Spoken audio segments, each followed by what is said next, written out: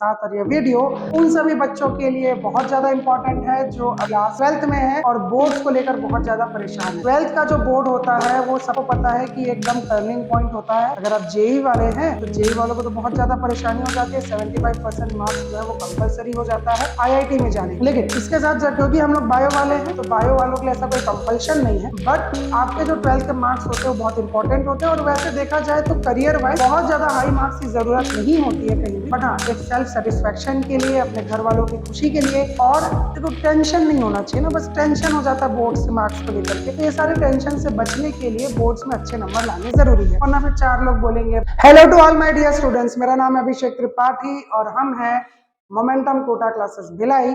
और आज हम फिर से हैं आप सभी के सामने एक नए वीडियो के साथ। और ये वीडियो उन सभी बच्चों के लिए बहुत ज्यादा इंपॉर्टेंट है जो अभी क्लास 12th में है और बोर्ड्स को लेकर बहुत ज्यादा परेशान है। 12th का जो बोर्ड होता है वो सबको पता है कि एकदम टर्निंग पॉइंट होता है।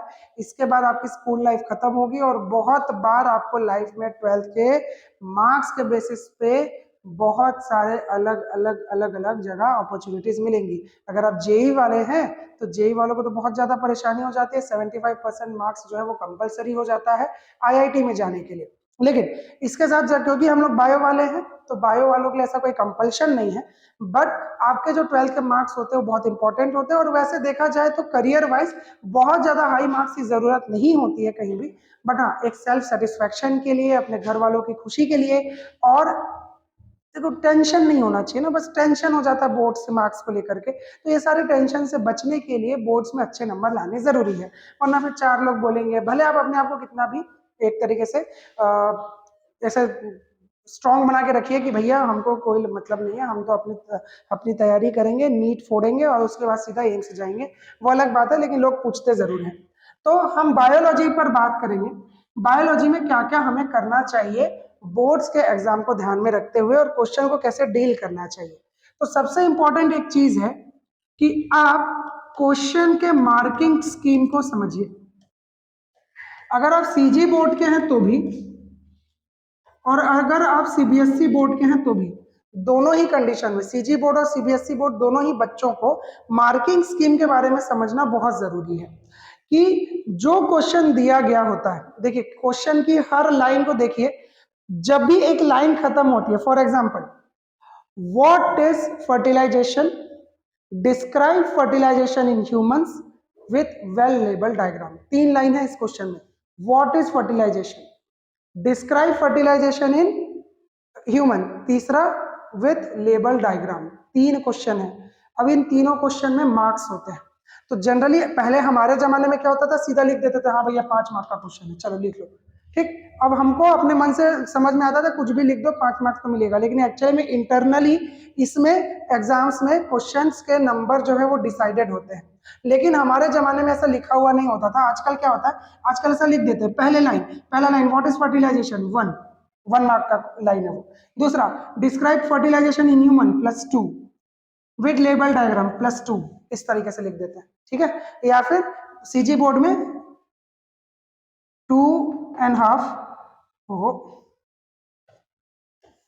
2.5 एंड 2.5 करके लिख दिया जाता है, ठीक है, इस तरीके से लिख देते हैं। तो ये दो तरीके से लिख देते हैं, और ये दो तरीके से अगर आप समझ जाए कि किस तरीके से आंसर मिल रहा है तो आंसर जो है आप आराम से बना पाएंगे। यहाँ तक ठीक है, यहाँ तक ठीक है। चलिए, तो एक बात याद रख लीजिएगा। इसके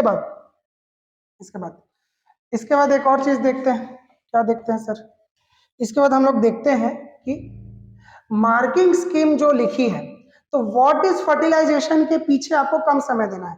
fertilisation is fusion of gametes with two different individual DNA and they make a new individual with mixing of their genetic material, ठीक। ये हो गया, ये एक रफ सा आइडिया है, तो इस पे मिल जाएंगे आपको 1 नंबर।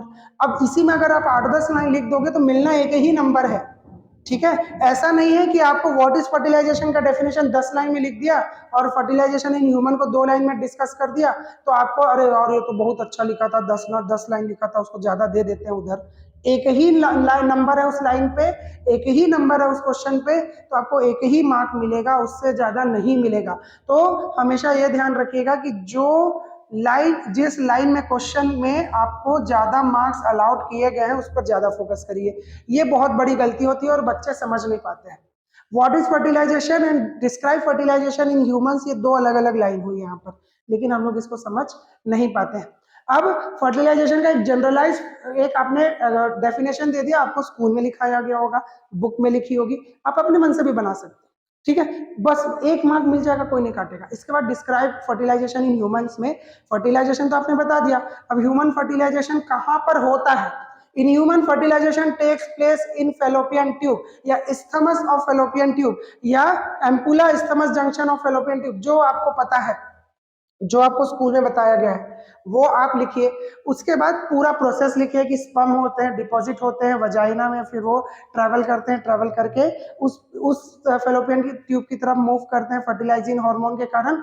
जिस फेलोपियन ट्यूब में अभी ओवा पहुंचा हुआ है, जिस तरफ से अभी ओव्यूलेशन हुआ है, उसके बाद फिर वो the sperm goes and then they release sperm lysine and multiple times the corona radiata is ruptured, then one sperm enters into the oollema and then single fertilisation happens and after that fertilisation stops. तो एक ही बार fertilisation होता है, इसके बाद fertilisation नहीं होता। इस तरीके का आप लाइन लिखेंगे और उसके बाद फिर आप डायग्राम बनाएंगे। फर्टिलाइजेशन का डायग्राम कैसे बनाएंगे, कुछ नहीं, बस आपको एक फॉलिकल बनाना है, ओवा बनाना है और ओवा के आसपास कोरोना रेडिएटा बनाना है और स्पर्म को वहां अंदर जाते हुए दिखाना है। तो अगर आप इतना कर लेंगे आपको 5 नंबर में से 5 नंबर मिल जाएंगे।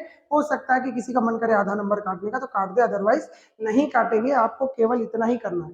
हम लोग क्या करते हैं, डायग्राम बना दिया और व्हाट इज फर्टिलाइजेशन लिख दिया, या तो डायग्राम बना दिया और फर्टिलाइजेशन इन ह्यूमन लिख दिया। हम लोग एक लाइन छोड़ देते हैं और हमको समझ में नहीं आता है कि हमने क्वेश्चन को 100% डील नहीं किया है, ठीक है। दूसरा, डोंट वेस्ट टाइम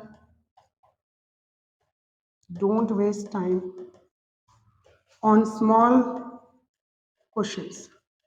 जैसे कि कोई क्वेश्चन है 1 लाइन का, ठीक है, 1 लाइन का। फॉर एग्जाम्पल,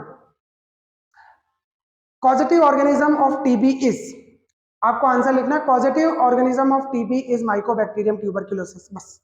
या फिर causative organism of pneumonia is, causative organism of pneumonia Streptococcus pneumoniae. अब इसमें आपको समय नहीं खराब करना भैया कि भैया 1 नंबर का है क्वेश्चन, बस मिल गया 1 नंबर, इतना ही पूछा है आपको और कुछ नहीं पूछा। अब आप बता रहे हैं कि टीबी का पूरा सिम्टम क्या होता है, उसका फिर इलाज कैसे करना, आपको लग रहा है ज्यादा लिखेंगे तो ज्यादा नंबर मिलेगा। कहाँ से ज्यादा नंबर मिलेगा, नहीं मिलेगा। उसमें एक ही क्वेश्चन का 1 ही नंबर है, कहाँ से ज्यादा दे देंगे। आपको क्या लग रहा है आगे आप खराब करने वाले हो, आगे के आंसर नहीं आने वाले हैं, तो ये सोचेगा एग्जामिनर वहां बैठ के कि भैया यहाँ पर ये बच्चा जो है पहले का पढ़ा है या आखिरी आखिरी का नहीं पढ़ा है, तो थोड़ा सा बढ़ा के नंबर दे देता है। ऐसा बिल्कुल नहीं होने वाला है, ऐसा बिल्कुल नहीं होने वाला। ये हम भी सोचते थे लेकिन ऐसा कभी नहीं होता है। तो 1 मार्क का क्वेश्चन है तो उसको 1 मार्क के हिसाब से ही डील करिए। उतने छोटे क्वेश्चन को बहुत बार मैंने देखा है लोग 1-1 पेज तक डील करते हैं, 1-1 पेज तक डील करने की जरूरत नहीं है, ठीक है। तीसरा, nothing is wrong in answering in your words, आप अपने खुद के वर्ड्स में आंसर लिख सकते हैं। एज इट इज रटने की जरूरत नहीं है, ना तो कोई टीचर रटने बोलता है, ना तो सीबीएसई, ना तो कभी भी आपको कोई समझाएगा रटने के लिए। अगर कोई आपको बोल रहा है कि बायोलॉजी रटने का सब्जेक्ट है तो गलत बोल रहा है। आपको आंसर खुद से बनाना आना चाहिए। हाँ, टेक्निकल टर्म्स याद होने चाहिए, टेक्निकल टर्म्स को बीच में घुसेड़ना आना चाहिए कि भैया मैं अपने वर्ड्स में बता रहा हूँ लेकिन मैं बताऊंगा। सफोकेशन लिखने की जगह अगर आप हाइपोक्सिया वर्ड यूज करेंगे तो हाइपोक्सिया पे मार्क्स मिलेंगे, सफोकेशन में मार्क्स कटेंगे, ठीक है। बात समझ में आई। अगर क्वेश्चन आता है what will happen if type 1 cells in human beings are not formed inside alveoli, इस टाइप का क्वेश्चन है तो क्या होगा, हाइपोथेटिकल क्वेश्चन है। सफोकेशन हो जाएगा, क्या होगा, टाइप 1 सेल क्या करते हैं, डिफ्यूजन करते हैं ऑक्सीजन का और कार्बन डाइऑक्साइड का गैस एक्सचेंज करते हैं। तो अगर टाइप 1 सेल नहीं होगा तो क्या होगा, सफोकेशन हो जाएगा। लेकिन सफोकेशन वर्ड यूज नहीं करना है, सफोकेशन की जगह हम क्या करेंगे, हाइपोक्सिया वर्ड यूज करेंगे, ठीक है। ठीक, what will happen if any person goes into higher altitude, answer क्या है, the number of RBCs will increase, ठीक ठीक, ड्यू टू लो PO2। लेकिन number of RBC will increase के बजाय आप क्या लिखेंगे, there will be more erythropoiesis, क्या लिखेंगे, there will be more erythropoiesis. हो गया, ये टेक्निकल टर्म्स याद करने हैं, ठीक है। तो मेरा फोर्थ पॉइंट तो वही था, ठीक, टेक्निकल टर्म्स याद करना, जिसका एग्जांपल मैंने अभी दे दिया है। और इसको अपने वर्ड्स में आप बाकी का फ्रेमिंग कर सकते हैं सेंटेंस का। वोकैब्स जो होते हैं, टेक्निकल टर्म्स जो होते हैं, बैक्टीरिया का नाम हो गया, बीमारी का नाम हो गया, किसी तरीके के प्रोसीजर का नाम हो गया, या फिर किसी ऑर्गन का नाम हो गया। लीवर की जगह हिपैटिक लिख लीजिएगा, ठीक। सेल्स ऑफ लीवर या लीवर सेल्स की जगह हिपैटोसाइट लिख दो, मजा आ जाएगा। सेल्स ऑफ या मसल ऑफ हार्ट की जगह मायोकार्डियम लिख दो, मजा आ जाएगा। बात समझ में आ रही है? तो आप टेक्निकल टर्म्स आपको पता है, आपने स्कूल में पढ़ा है, लेकिन उसको यूज नहीं कर रहे हैं। अपने वर्ड्स में लिखना है, लेकिन बुकिश लैंग्वेज में नहीं लिखना है। आपको बुक में जो टेक्निकल टर्म्स है वो याद होने चाहिए, और बाकी का सेंटेंस फ्रेमिंग अपने वर्ड में हो जाना चाहिए। चौथा चौथा जो पॉइंट था मेरा यही था, यूज बायोलॉजिकल टर्म्स, ठीक, यूज बायोलॉजिकल टर्म्स, बस। और पांचवा और सबसे इंपॉर्टेंट है, डोंट स्ट्रेस। डोंट स्ट्रेस, बिल्कुल भी स्ट्रेस नहीं लेना है, बिल्कुल स्ट्रेस लेने की जरूरत नहीं है। अभी से आप इतना परेशान हो जाएंगे, खास करके बायोलॉजी को लेकर के, तो बहुत दिक्कत है। बहुत से बच्चे परेशान, सर ये याद नहीं हो रहा, सर वो याद नहीं हो रहा। याद मत करो, मत करो। एक दो लाइन नहीं याद हो रही तो छोड़ दो ना। एक दो क्वेश्चन नहीं याद हो रहा, या एक चैप्टर नहीं समझ में आ रहा, छोड़ दो, बाकी सब कर लो। जब बाकी सब लगे कि हाँ भैया मेरा 100% हो गया, तो उस पर वापस आ जाओ। 16 चैप्टर है 12th में, आपको 16 में से मान लेते हैं कि 12 चैप्टर आते हैं, 4 चैप्टर नहीं आते, तो 4 चैप्टर के कारण आप बाकी का 12 खराब कर रहे हैं। 12 को आप इतने अच्छे से पढ़ लो कि आपको लगे कि हाँ भैया मेरे को कहीं से भी कुछ पूछ लो, मुझे आता है। मैं अपने वर्ड्स में बता सकता हूँ, मैं लिख सकता हूँ, मुझे डायग्राम याद है, मुझे टेक्निकल टर्म्स याद है, मैं डायग्राम को बना के उसको लेबल भी कर सकता हूँ, सारे प्रोसेसेस याद हो गए हैं मुझे। मुझे वेक्टर का डायग्राम बनाना याद हो गया है, मैं प्लाज्मिड बना सकता हूँ, मैं सब कुछ कर सकता हूँ। अब इसके बाद 4 चैप्टर छूट गया, मान लेते लास्ट वाले 4 चैप्टर इकोलॉजी वाले, वो मुझे समझ में नहीं आ रहा है। अब आखिरी के 4 चैप्टर के ऊपर मेहनत करो, केवल 4 चैप्टर के ऊपर 2 दिन मेहनत करो, 3 दिन मेहनत करो, उसके बाद वो भी 50% तो रेडी हो जाएगा। लेकिन अगर आप उस 4 चैप्टर के टेंशन लेने लगेंगे, उसी के पीछे पड़े होंगे रहेंगे, तो जब वो 4 चैप्टर पढ़ रहे हैं तो आपको 12 का टेंशन रहेगा। अब ये 4 चैप्टर भी ठीक से नहीं हो पाएंगे और 12 भी ठीक से नहीं हो पाएंगे। समझ में आई बात? तो हमेशा जो पहले आपको आता है वो अच्छे से करिए। अब आप बोलोगे सर हम तो एकदम ही ज्यादा नहीं पढ़ते हैं, हमको केवल 2 चैप्टर आता है, तो 2 चैप्टर पहले 100% करिए, फिर उससे मिलते जुलते 2 चैप्टर खोजिए। बात समझ में आई? जैसे रिप्रोडक्शन, ह्यूमन रिप्रोडक्शन आ गया, ठीक, या फिर आपको जेनेटिक्स आ गया, जेनेटिक्स समझ में आ गया, बायोटेक्नोलॉजी नहीं आ रहा, तो जेनेटिक्स से जुड़ा हुआ है बायोटेक्नोलॉजी, पढ़ लीजिए, समझ लीजिए, ठीक। ह्यूमन हेल्थ एंड डिजीज से जुड़ा हुआ है रिप्रोडक्टिव हेल्थ, उसको एक एक करके पढ़ लीजिए। तो अगर आपको कोई एक चैप्टर आता है तो उससे रिलेटेड कोई दूसरा चैप्टर खोजिए, और फिर इस तरीके से आप जोड़ी बनाते जाइए, जोड़ी बनाते जाइए, और इस तरीके से आप अपने आप को तैयार करिए। मॉड्यूल्स खुद का बनाइए, आपको कौन से चैप्टर आते हैं, कौन से नहीं आते हैं, जो आते हैं उनको लिंक करिए, ऐसे करके पूरा करिए। एक तरफ लिख दीजिए सेक्शन ए, जिसमें कौन सा चैप्टर आता है आपको अच्छे से और कौन सा नहीं आता बिल्कुल भी, तो आप फिर लिंक करिए। जो चैप्टर आता है पहले उसको हम बेटर करेंगे, उससे लिंक किया हुआ चैप्टर को फिर उसके बाद पढ़ेंगे, ठीक है। तो जैसे मान लीजिए जेनेटिक्स आता है, मॉलिक्यूलर बेसिस ऑफ इनहेरिटेंस आ गया, मेंडल वाला चैप्टर आ गया, प्रिंसिपल ऑफ इनहेरिटेंस, ये मुझे अच्छे से आने लगा है। अब इसको मैं लिंक कर देता हूँ बायोटेक्नोलॉजी से, ठीक है। इसके बाद बायोटेक्नोलॉजी पढ़ूंगा। हो गया, बात समझ में आ गया, क्लियर हो गया, कोई दिक्कत नहीं आएगी, ठीक। ह्यूमन हेल्थ एंड डिजीज समझ में आ गया, लेकिन रिप्रोडक्टिव हेल्थ नहीं आया। ह्यूमन हेल्थ एंड डिजीज समझेंगे ना तो आपको डिजीज के बारे में, प्रिवेंशन के बारे में पता चलेगा। अब इसको फिर जोड़ दीजिए, बन जाएगा, कोई दिक्कत नहीं आएगी, ठीक, समझ में आया।